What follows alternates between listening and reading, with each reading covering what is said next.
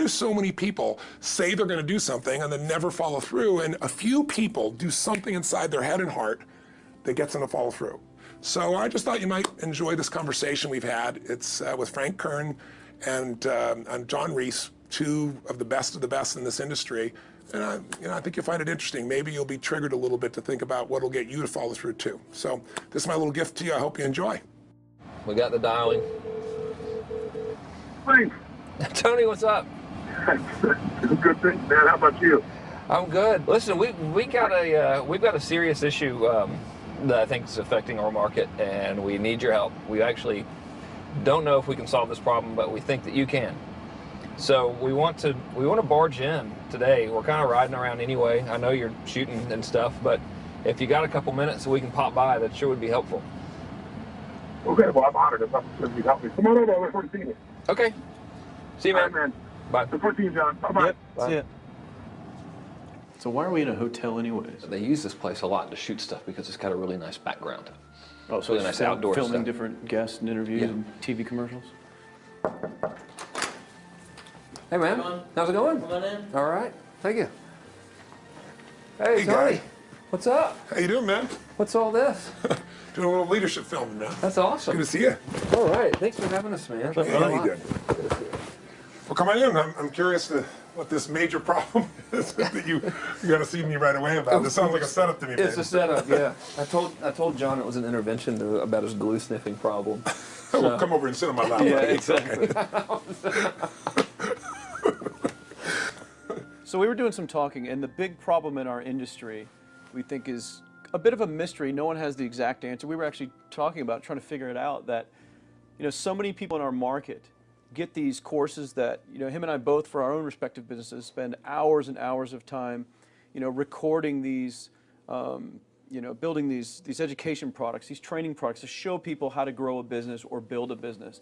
But there's this large segment of our customers in our market that we're in that really don't get results. They don't do anything, or they're just, for whatever reason, it's not for them. It's just, we were just talking about how great it would be if there were just, so many more success stories, right? Like If everyone who actually bought stuff, not necessarily just our stuff, but all of the stuff within our community, if the people who bought it, if everyone who bought it just actually used it, and just followed the directions and followed through, how amazing that would be, like what we would accomplish as a community as a whole if that happened. So our challenge is, what needs to happen, what kind of shifts need to happen to get people to follow through, to get people to actually use the products? You're talking about the same mystery that people have of, why does somebody, get that fat, or they're out of control and they hate themselves, but then they go have another piece of chocolate? Or, why does the person the doctor just told them they have cancer, lung cancer, and said, you've got to stop smoking, and some studies show 70% of the people keep on smoking. So you're not talking about a minor issue here, right? It's part of life. But there is an answer, because there are people that do follow through, and there are people that never did before, and then they never follow through in their life, and now finally they break through. And that's what I try to focus on, is what those people do. In my case, in the business world, I look at people like you, people like Dan Kennedy. Yep. What do these guys do? Okay, I'm just going to do that to the best of my ability. And sure, it's like, well, oh no, I can't write copy as well as Dan Kennedy, or I don't have as much energy and drive as Tony Robbins. Well, but you didn't start so like, what? You didn't start out I've got as as much Frank as I got. Kern. You didn't start out Yeah. who you are. You started out trying to make how much? Come on. $300. Yeah, A week. A week. $300 a right? week, yeah. And you failed at that in the beginning, didn't you? I failed pretty miserably, yes. But it was effortless to fail. It's just like natural, But truthfully, you went from $300 to, I remember you said your first time you believed, if I remember, was when you made like $2,500 in like It 4 or was 5 5 days when I was on vacation. While you're on vacation. That was when the true internet marketing dream was realized, Right. because I sold a downloadable product and I wasn't even there. I didn't have to ship anything. I was like, oh my God, this was so great, $2,500. And to me, that was just a gazillion, because my rent, I think, was like $400 or something. And when you've told me that story before, and you just did it again, and you get you big grin on your face, Right. you get more excitement on your face than when you talk lights about up. doing 18, than when you talked about doing the 18 million, which I know you're proud as hell of, and you didn't get all the money, but you made 18 million bucks for somebody in That's pretty 24 hours, right? Yeah. But look at your face. It's like nowhere near as excited as $2,500 in 5 days, the same baby. thing, though. I mean, the It is. $2,500 is just as, there's no difference. No, I there's don't even think. more, because there was a moment when you recognized what was possible, but you didn't recognize it until you actually experienced it, but you only experienced it because you had to. Right. You had to keep going until you found it, just Yeah. like you did. You Yeah, had to keep absolutely. going until you found And it, it's right? like the validation that the fear doesn't have to matter anymore, that you don't There is no other, that, not having the plan B and knowing that you're going down the one path towards what you want. Yeah. It's the validation in your brain that, hey, this works. It may not work yet on the level I want it to, but it works. I've Right. just proven it to myself. Right. And for that, I win. It's game Right. over. I've already won. Yeah. Because I've proven it to myself. Right. So it validates everything in my mind that I want to do now, just at a higher level, and Right. doing more of it. That's it. Right. You just now leverage it. You now just stack it. So what do these people need to get started? Why aren't they starting? We all know the answer is fear. But the difference with you guys or me or anybody who's followed through is we're more afraid of what life would be like if we don't follow through than the person who's willing to settle for what they got and kind of hope it'll change and maybe purchase something for the moment and then not follow through on it. It's almost like people, overachievers, have a little more fear. They're a little more afraid of missing out. They're afraid of not being there, or they got a strong enough reason to follow through. So I'd say if you're looking at home, you want to give somebody some value, go, where do I start? I'm sick of this. That's a damn good place.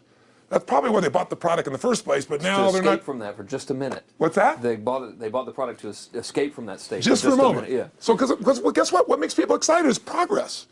You don't have to be at the goal yet to feel alive again. You have to make progress. And the first step to progress is making a decision and buying the product. But then they don't do the second step, which is open the damn thing up. I think another powerful distinction that you're hitting on here is the fact that a lot of people that have breakthroughs in their lives, like including Frank and I both in different, success stories, situations, whatever you want to call them, is that, people typically hit rock bottom Yeah. before that must is a reality. You're right. So in thinking of that, because a lot of things as well, like we hear in marketing, like if you had a gun to your head right now and you had to make money in the next, 48 hours, what would you do? And that really resonates with people. But so I just wanted to bring this into the conversation because I think a big part of the market of all these people aren't people that have their backs completely against the wall yet. That's right. Okay, so they're not in a must situation yet.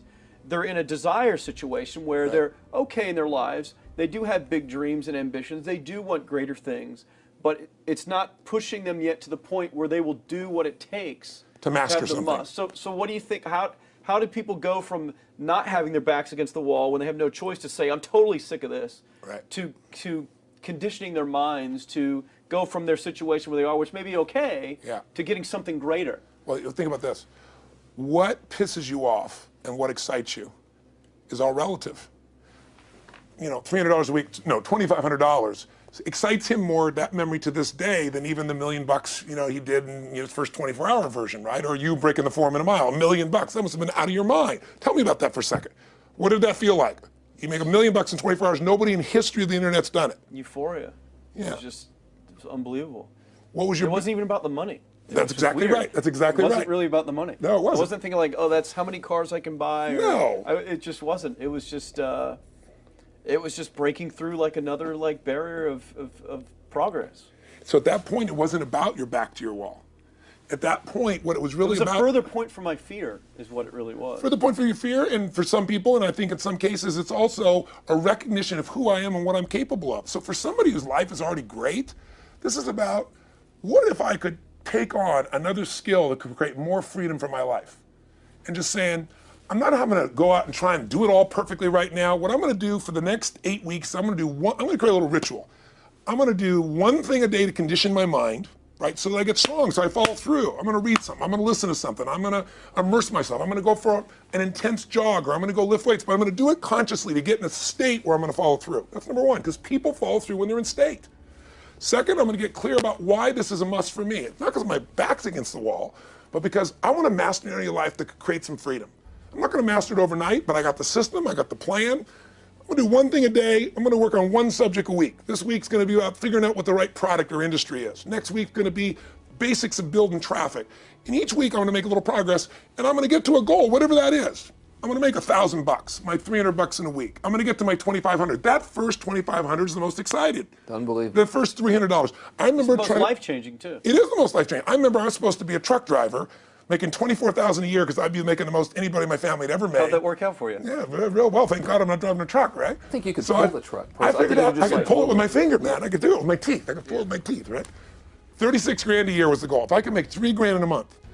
When I did that, I was out of my mind. And then it was like, could I make 10 grand a month? Then it was 10 grand in a day, then 100 grand a day. Then could I make $1 million in a day? I had a day where I made $400 million in a day. The stock value of the company I took public, my personal stock. But it was probably after I did it, though, so it doesn't really count. I'm just joking with it. You're right. People will remember who's first, Tony. 400 totally million, a million, yeah, it's all who cares? the Who same. cares? No, I'm not saying that's to brag. amazing, though. I'm not saying to no, brag. of It's course. because they told me when I was on stage, I had this audience of about 15,000 people at the Continental Center. It was during a stretch break. I was doing what I loved, rocking the house. Everybody's going crazy. And they go, the stock's worth $400 million right now. I was like, wow, that's cool. It's like, okay, that's, I don't want to sound stupid. It's like, what's next? And I went right back to what I loved. Once you break through, then it just becomes a game. The people that are getting your products have not yet broken through in most cases. The breakthrough happens by conditioning your mind every day, by feeding it a role model or story. It's putting yourself in a peak state where you follow through by getting physically strong. It's creating a little ritual of doing a little bit each day, and then you get momentum.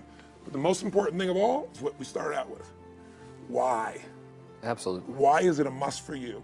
It doesn't have to be you're against the wall, but it has to be something you're hungry for, because the only difference in people is hunger. And if you're not hungry, get around people that are hungry and something will hit you. You watch a conversation, you get around people that are doing better, and all of a sudden you start going, my life sucks. I remember I went to a guy in LA. He's one of the most multi-billionaire guy, I'll never forget. And I lived in the Del Mar Castle, and I was really proud. That was like the symbol of me having taken myself from being poor to providing for my family this great place. It's built from castles in Europe overlooking the ocean, not far from you. And I went to this guy's house. He's a billionaire. He took me down to his wine cellar. I don't even drink wine. Went through this whole thing. At the end of the night, I was depressed. I lived in the Del Mar tenement, as far as I was concerned. I really was. I was like, I live in a crappy place, and all my standards changed. All of a sudden, I wasn't willing to settle for living that. All of a sudden, my back was to the wall in a different way, because as a man, I knew I was capable of more. So people can change their standard by getting around where it's better. People can change their standard by getting associated what's true, like the bills they got to solve, the problems they got to do it. Or they can do it because they're excited, because it's something new they want to take on. Everyone's different, but they got to find the why, and they got to come up with some daily rituals to get them going, and just do a step at a time. That's where you get momentum. Awesome. That is awesome. So, think about what's the holy grail between somebody taking action or not. It's one word: certainty. When somebody is absolutely certain, the common word is believe, right? But you can believe at a general level, or you can believe with certain. When you're absolutely certain that if I do this, it's going to get that result, and that result's going to change my life, you'll do it. When you think it absolutely is not going to work, you're never going to do it. The middle no man's land of maybe it'll work, maybe it won't, that's the piece that kills people, right? So if it's a must for you, you got to make it work, right? In our case, right? That's an example. If it's not a must for you and you're not sure, you don't know what to do. So years ago, I'd look around and say, okay, how do people get themselves to follow through that haven't been following through? What's the difference? And I started interviewing hundreds of people, literally, and eventually thousands, because I had thousands of my events. So I'd ask the group to give me their feedback. And I came up with this model. It's like the holy grail of belief, or the holy grail of momentum. It's like the difference between what makes the rich get richer and the poor get poor, right? And the difference we all know is mindset, but like, how's that built? So this is what I did. I created stupid little 4 little boxes, and I'll scribble it here for you. You think about the first thing that determines whether you can do something or not, and I put that in this first box at the top here on the left side, and it's potential. Like, what's the potential of a human being? Like, when you guys started, you proved something no one had done in history. You ran the 4-minute mile, right? For golly knows how many centuries, they're trying to run a 4-minute mile. Roger Bannister does it. How did he do it? Do you remember? You did it in this industry, right? You made $1 million in a day. No one had ever done that in history, right? After you did it, a bunch of other guys are doing it because it became possible. Roger Bannister didn't just go physically practice. He made a shift in his head. He practiced in his head because he could never achieve it physically, so he had to change in his head first so that the result became certain enough he believed it, and then his body got him through. After Roger Bannister ran that 4-minute mile, within 2 years, 37 people ran a 4-minute mile. Wow. When no one in history had ever done it. Now here's how it works. The potential for anybody getting your product is extraordinary. They could do what you've done as much, more or less. They can do whatever they want to do. The potential's there. The market's proven that. Whether or not they tap into potential has a lot to do with what action they take, which is the question you came to me with, right? Like, God, they all have potential, but they're not taking action. And we all know that the action they take is going to determine the results they get. That's pretty obvious. So most people have a belief about what their real potential is no matter what you tell them. And that affects how much action they take. And of course that affects the result. And then ironically, that result reinforces their belief. And then that belief affects it. So I'll give you an example. Let's say a person has unlimited potential, we all agree. but they take little action, little results. Why? Because they have to start with a problem with their belief. They don't believe it's really going to happen for me. Maybe for Frank Kearns because he's got the cool hair and stuff, or maybe it's for you because you're so driven, but it's not me. Maybe Tony Robbins because he's a freak, got these big teeth. Whatever their thought process is, right? They got this thing, right? But what happens is, if you believe that there's very little potential, how much action are you going to take? Nothing, little. And when you take little potential with a little action, what kind of results do you get? Lousy little results. And when you get little results, what does that do to your belief? You go, see, I told you this was a waste of time, told you this wouldn't work. And then what happens? You tap even less potential, you take even less action, you get even worse results, and your belief gets even weaker. And this sucker feeds on itself until you are in a downward spiral. It's poisonous. It's poisonous and it's self-fulfilling. Now, what if something could happen that could come along and fill you with a sense of absolute certainty? Not like I believe, but where you know. In you guys' case, mine as well, we knew because we had to. Because we burned the boats. There was no other option. We had to find a way. We weren't going to live that way. We all did it in different ways and for different reasons, but in essence, that was it. If you get yourself in a state of certainty that this is going to work, I'm going to find the way, and if this doesn't work, I will make the way, then you tap a lot more potential. And when you're certain in your potential, you take massive action. When you take massive action, you really believe in something, you get great results. When you get great results, your brain goes, see, I told you I was a stud. I told you this thing would work out. Now you're even stronger. You tap more potential, take greater action, greater results. That's how you went from $300 in a week to $2,500 in 5 days to $100,000 in a month to $1 million in a day. Same thing with you. And we get momentum. That's why the rich get richer and the poor get poorer. Now some people go out and they go, well, I'm going to take a bunch of action. All right, I'm going to open this product. I'm going to try it. And they'll say to you, I even did it. But it's like a salesman who goes and knocks on the door, and he knocks on 100 doors and says, you don't want one of these, do you? yeah, exactly right. You know? And even if he doesn't say it verbally, his face says it because he doesn't believe it's going to work. So his voice, his body, the execution is so weak. Maybe if he talks to 100 people, somebody's going to buy out of pity. They don't want his kids to starve, right? But he's not going to get the result. So the core difference in people is how do you produce certainty when the world isn't giving it to you? You go out and you try, in your case, you're 100,000 in debt and nothing's working. How do you keep yourself going? The way you did it, the way I did it, the way you're doing it, we may not have done it consciously, is we didn't change our potential, that was there.